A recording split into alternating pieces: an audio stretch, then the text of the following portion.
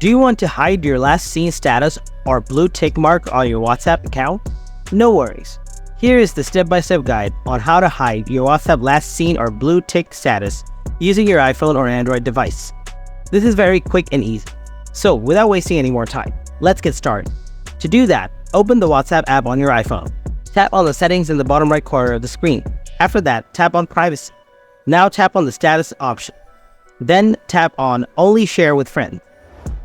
And select your one specific friend who can see only your last seen status. After that, tap on done. And your last seen status will be hidden. So this is how you can hide your last seen status on your WhatsApp app. Hope you found this video helpful. If you did, then hit the like button.